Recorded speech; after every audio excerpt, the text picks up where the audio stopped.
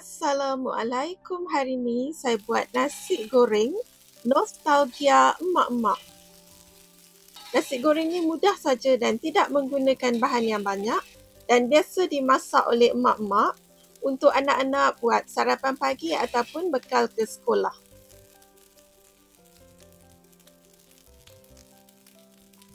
Untuk bahan tumbuk, saya gunakan 2 tangkai cili merah.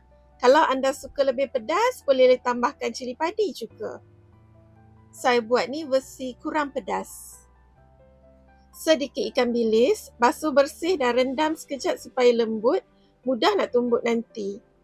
Dan saya juga akan gunakan bawang putih sahaja. Kalau anda nak campurkan dengan bawang merah pun boleh.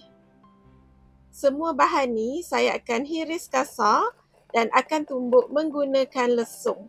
Kalau anda nak gunakan chopper ataupun pengisar kering pun boleh. Kita tak perlu tumbuk terlalu halus sangat, tumbuk secara kasar sahaja.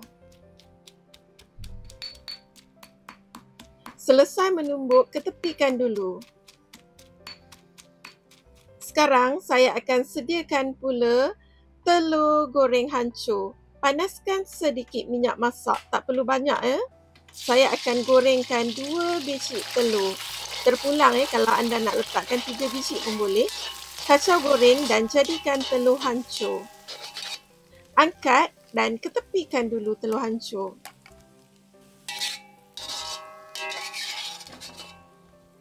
Dengan menggunakan kuali yang sama, masukkan sedikit minyak masak dan panaskan minyak. Kita akan tumiskan bahan yang telah ditumbuk tadi sehingga harum dan sedikit garing. Waktu ni jangan kuatkan api ya. Gunakan api sederhana saja untuk mengelakkan cili ni jadi hangus. Ini pula nasi sejuk yang saya akan gunakan sesuai untuk portion 2 orang makan. Tak banyak pun saya gunakan nasi ni. Kalau anda nak goreng nasi dalam kuantiti yang banyak, bahan yang anda tumis tadi pun kena tambahkan.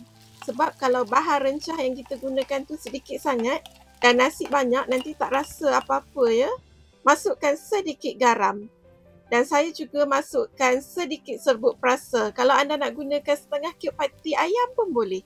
Kacau goreng hingga sebati. Saya buat nasi goreng ni tanpa sayur. Kalau anda nak tambahkan sayur seperti hirisan kacang panjang, hirisan kacang buncis ataupun kobis pun boleh. Terpulang pada cita rasa ya. Gorengkan hingga sebati. Bila dah sebati, masukkan telur hancur yang kita gorengkan awal tadi. Waktu anda masak ni, sambil rasa ya, kalau tak cukup garam, anda boleh tambah.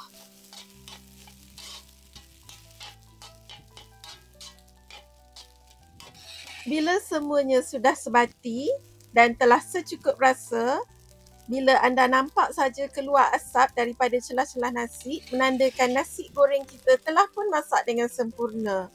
Boleh matikan api.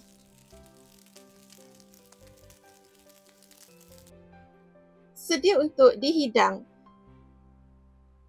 Kali ini saya hidangkan bersama dengan kerupuk sayur. Selamat mencuba semua.